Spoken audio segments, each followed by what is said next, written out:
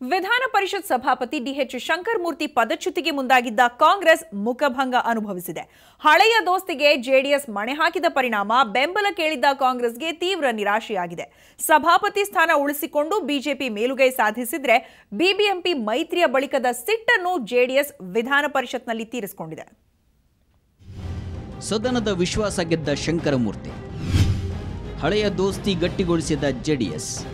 ಶಂಕರಮೂರ್ತಿ ಅವರನ್ನ ಸಭಾಪತಿ ಸ್ಥಾನದಿಂದ ಕೆಳಗಿಳಿಸುವ ವಿಶ್ವಾಸದಲ್ಲಿದ್ದ ಕಾಂಗ್ರೆಸ್ ಮುಖಭಂಗ ಅನುಭವಿಸಿದೆ. ಜೆಡಿಎಸ್ ಬೆಂಬಲದೊಂದಿಗೆ ಶಂಕರಮೂರ್ತಿ ಅವರನ್ನ ಪದಚ್ಯುತಿ ಮಾಡಲು ಹೊರಟಿದ್ದ ಕೈ ನಾಯಕರಿಗೆ ಜೆಡಿಎಸ್ ಕೈಕೊಟ್ಟಿದೆ. 2 ದಿನಗಳ ಹಿಂದೆ ಅವಿಶ್ವಾಸ ನಿರ್ಣಯ ಸದನದ ಅಂಗೀಕಾರ ಪಡೆದು ಇಂದು ಮತದಾನ ನಡೆಯಿತು. ಅವಿಶ್ವಾಸ ನಿರ್ಣಯದ ಪರ 36 ಮತ ಚಲಾಯಿಸಿದರೆ ನಿರ್ಣಯದ ವಿರುದ್ಧ 37 ಮತಗಳು ಚಲಾವಣೆಯಾಗಲ್ಪಟ್ಟವು. 2 ಪಕ್ಷೇತರ ಸದಸ್ಯರ ಬೆಂಬಲದೊಂದಿಗೆ 37 ಮತಗಳೊಂದಿಗೆ ಬಿಜೆಪಿ ಮತ್ತು ಜೆಡಿಎಸ್ ಮೈತ್ರಿಗೆ 1 ಮತದ ಅಂತರದಿಂದ ಗೆಲುವು ಲಭಿಸಿತು. ಹೀಗಾಗಿ ಕಳೆದ 2 ದಿನಗಳಿಂದಲೂ ಕಸರತ್ತು ನಡೆಸಿದ್ದ ಕಾಂಗ್ರೆಸ್ಗೆ ಸಭಾಪತಿ ಪದಚ್ಯುತಿ ನಿರ್ಧಾರದಲ್ಲಿ ತೀವ್ರ ಮುಖಭಂಗ ಎದುರಾಗಿದೆ. ಬಿಜೆಪಿ ಜೊತೆಗಿನ ಮೈತ್ರಿ ವಿಚಾರದಲ್ಲಿ ಜೆಡಿಎಸ್ ಅಳೆದು ತೂಗಿ ಮೈತ್ರಿಯನ್ನು ಮುಂದುವರೆಸಿದೆ.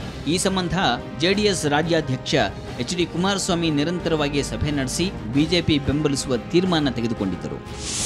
ವಿಧಾನ ಪರಿಷತ್ತಿನ ಡೆಪ್ಟಿ ಚೇರ್ಮನ್ ಸ್ಥಾನವನ್ನು ನಮ್ಮ ಪಕ್ಷಕ್ಕೆ ಕೊಡ್ತಕ್ಕಂಥದ್ದು ಅಧ್ಯಕ್ಷರಾಗಿ ಶಂಕರಮೂರ್ತಿಯವರೇ ಮುಂದುವರಿಯತಕ್ಕಂಥ ನಿರ್ಣಯ 2015ರಲ್ಲೇ ನಮ್ಮ ವಿಧಾನ ಪರಿಷತ್ತಿನ ಸದಸ್ಯರುಗಳೆಲ್ಲ ಕೂತು ಚರ್ಚೆ ಮಾಡಿ ಏನು ಹಳೆಯ ಒಂದು ಒಪ್ಪಂದ ಏನಿದೆ ಅದು ಸ್ಟೇಟಸ್ಗೂ ಮೇಂಟೈನ್ ಮಾಡಿದ್ದೇವೆ ಅಷ್ಟೇ.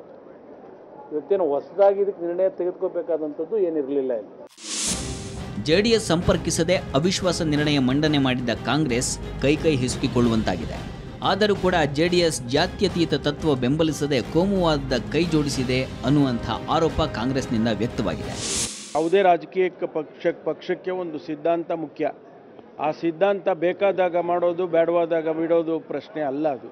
ಹಾಗಾಗಿ ಇವತ್ತು ಅವರು ಆ ತತ್ವಕ್ಕೆ ವಿರುದ್ಧವಾಗಿ ಭಾರತೀಯ ಜನತಾ ಪಾರ್ಟಿಯವರ ಜೊತೆಯಲ್ಲಿ ಸೇರಿಕೊಂಡು ಅವರು ಮತ ಹಾಕಿದ್ದಾರೆ. ಇದು ಈ ರಾಜ್ಯದ ಜನ ಗಮನಿಸ್ತಾರೆ. ಸೆಕ್ಯುಲರ್ ಫೋರ್ಸಸ್ ಜೊತೆ ಬರ್ತಾರೆ ಅಂತ ಅನ್ಕೊಂಡಿದ್ದು ಅವ್ರು ಕೋಮುವಾದಿಗಳ ಜೊತೆನೇ ಹೊರಟಿದ್ದಾರೆ. ಯಾರಿಗೆ ಮಾತಾಡಿದ್ರು? ನಮ್ಮ ಅಧ್ಯಕ್ಷರೇ ಮಾತಾಡಿದರು. ಅಧ್ಯಕ್ಷರ ಜೊತೆ, ರಾಷ್ಟ್ರೀಯ ಅಧ್ಯಕ್ಷರ ಜೊತೆ ಕೋಮುವಾದಿಗಳನ್ನ ಸೋಲಿಸಬೇಕು ಅಂತಕ್ಕಂಥದ್ದು ಅವ್ರ ಮನಸ್ಸಿನಲ್ಲಿ ಬರದೇ ಹೋದ್ರೆ ಏನು ಮಾಡೋಕ್ಕಾಗಲ್ಲ. ಈ ಮಧ್ಯೆ ಉಗ್ರಪ್ಪ ದುಡುಕಿನ ನಿರ್ಧಾರದಿಂದ ಕಾಂಗ್ರೆಸ್ ಪಕ್ಷಕ್ಕೆ ಮುಖಭಂಗವಾಗಿದೆ. ಹೀಗಂತ ಕೆಪಿಸಿಸಿ ಅಧ್ಯಕ್ಷ ಮತ್ತು ಕಾರ್ಯಾಧ್ಯಕ್ಷ ದಿನೇಶ್ ಗುಂಡೂರಾವ್ ಸ್ವಪಕ್ಷೀಯ ಶಾಸಕನ ವಿರುದ್ಧವೇ ಅಸಮಾಧಾನ ವ್ಯಕ್ತಪಡಿಸಿದ್ದಾರೆ. ಒಟ್ಟಿನಲ್ಲಿ ಶಂಕರಮೂರ್ತಿ ಪದಚ್ಯುತಿ ವಿಚಾರದಲ್ಲಿ ಕಾಂಗ್ರೆಸ್ ಭಾರೀ ಹಿನ್ನಡೆಯನ್ನು ಅನುಭವಿಸಿದೆ. ಕಿರಣ್ ಹನಿಯಡ್ಕ, ಪೊಲಿಟಿಕಲ್ ಬ್ಯೂರೋ, ಸುವರ್ಣ ನ್ಯೂಸ್.